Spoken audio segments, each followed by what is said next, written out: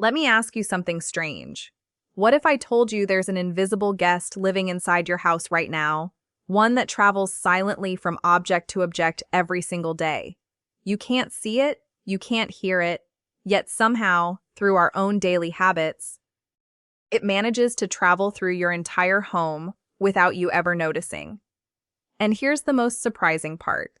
We're the ones carrying it from place to place, completely unaware of what we're doing. I call these invisible travelers silent passengers. Picture this scene. It's morning. Your kitchen is gleaming. The counter looks spotless. The sink appears perfectly clean. The dining table looks immaculate. Everything seems absolutely perfect.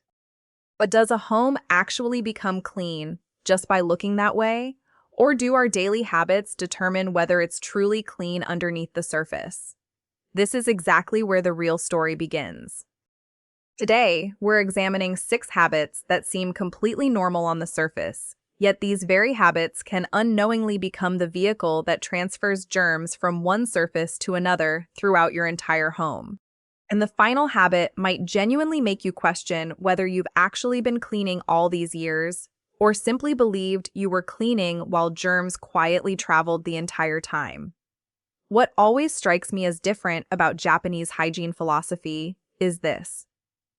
People there don't just clean. They build an entire proper system around cleaning. The thinking goes like this: rather than solving a problem after it happens, prevent the problem from ever starting in the first place. This is exactly why so much importance gets placed on small daily habits, not because everything needs to look perfect, but because every single touch in a home writes a new chapter in an invisible story.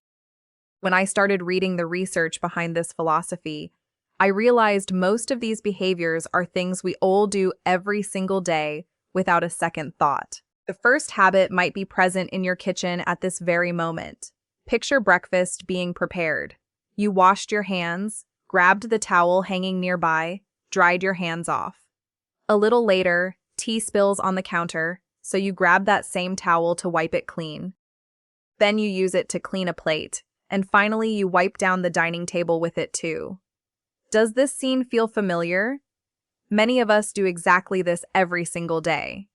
But here's the small detail that often goes completely unnoticed. According to researchers, when one damp towel gets used repeatedly across different surfaces, it can actually transfer germs from one surface directly to another. Trace this chain carefully, from hands to counter, from counter to plate, from plate to dining table. One single towel connects so many different points throughout your home. The towel itself isn't the problem. The problem begins when that same towel becomes the tool for absolutely every task in the house. This is exactly why Japanese households typically keep a separate towel for drying hands and a completely different cloth for cleaning kitchen surfaces. This isn't some complicated rule. It's simply a small boundary that helps reduce unnecessary cross-contamination risk. Remember this: cleanliness isn't just about a home that looks shiny.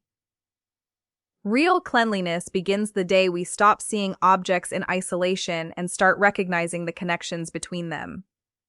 And the next habit reveals that the biggest link in this entire chain is actually our own hands. Let's try a small test. Look at your hands right now for just 2 seconds and think about how many things they've touched since you woke up this morning. Your phone, a door handle, the refrigerator, your wallet, your bike or car keys, an elevator button, and perhaps even your own face. Now here's another question. When did you last wash your hands, and did you actually time yourself? Probably not, and that's completely normal. Most of us apply soap, rinse with water, and consider the job done. But the real difference comes not simply from washing hands, but from washing them correctly. Health authorities recommend scrubbing thoroughly with soap for a full 20 seconds, not just your palms, but between your fingers, under your nails, your thumbs, and the backs of your hands too. These are exactly the spots that get rushed through or skipped entirely when we're in a hurry. This is precisely why schools and health campaigns worldwide emphasize teaching children proper hand-washing routines from an early age. Remember the invisible travelers we discussed at the start? Our hands become their favorite ride, and every single touch can become a brand new destination for them. This is why those 20 seconds represent far more than just a quick habit. They're a small investment in the health of your entire household. Now try this. Look closely at your phone right now. The screen, the case, the sides. Ask yourself honestly where this phone has traveled today. The office, the market, your car, the kitchen, or even the bathroom. You've probably never thought about it quite this way before. This is exactly where the next habit begins. You came home from the market this morning, shopping bag in one hand, phone in the other. You opened the door, checked your phone, pulled a bottle from the fridge, walked into the kitchen, and started cooking without giving it a second thought. This exact scene plays out in every household every single day. But if you examine this entire sequence carefully, another chain becomes visible.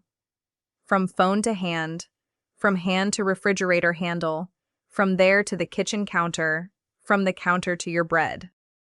Every single touch can affect the next one.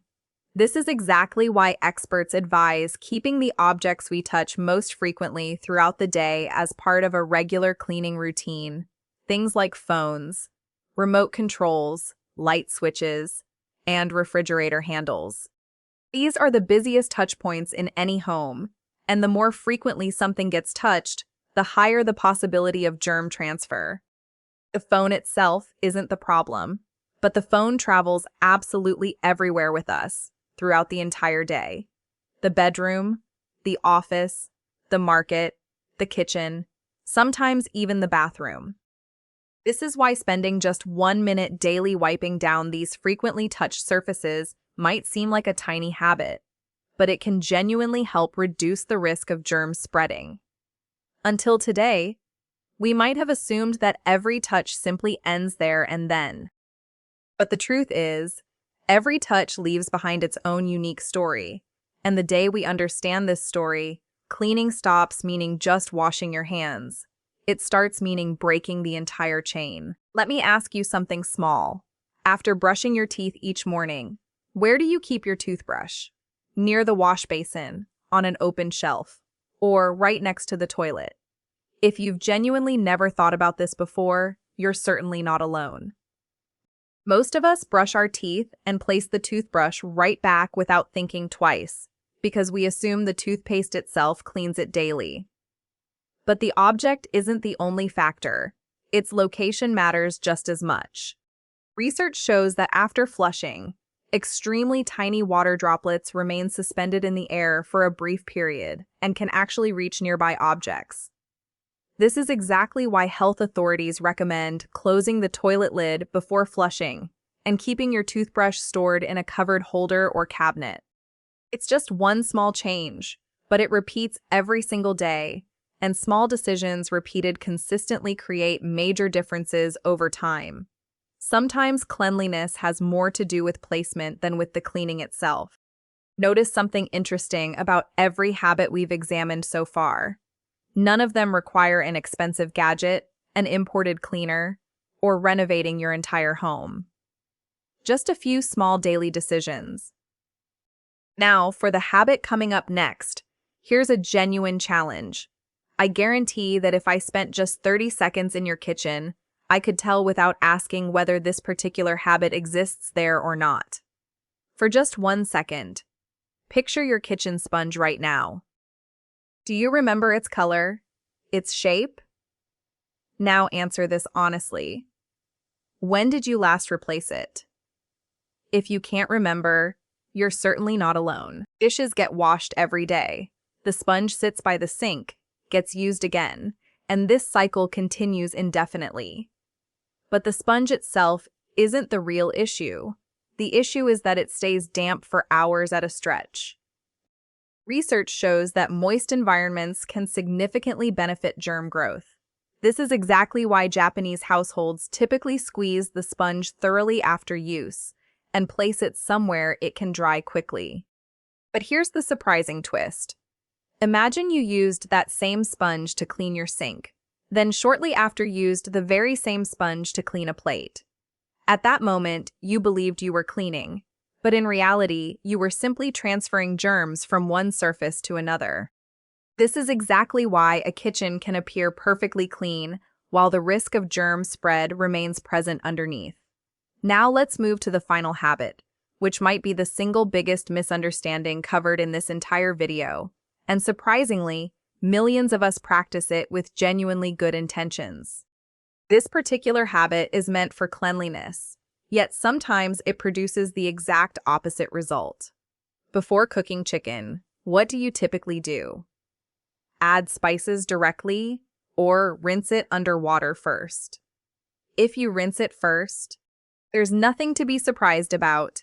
Many of us have followed this exact practice for years, believing more washing equals more cleanliness. But food safety authorities actually advise against rinsing raw chicken under running water because tiny water droplets splash onto nearby surfaces and increase germ transfer risk significantly. Picture this. Chicken sits under the tap, water runs. You feel like all the residue is washing away down the drain. But if we zoom the camera out slightly, a different picture emerges. Droplets reaching the counter, some landing on the cutting board, some reaching nearby dishes, and sometimes even your hands or clothing. This is exactly why Japanese practice involves cooking chicken thoroughly to a safe temperature rather than rinsing it, then separately cleaning the knife, cutting board, sink, and hands properly afterward. Always remember this. Germs don't run on their own. We're the ones who transport them through our daily habits. And this single line holds the biggest lesson of this entire video. If even one habit changes after watching today, your own invisible journey of germs might genuinely stop right here.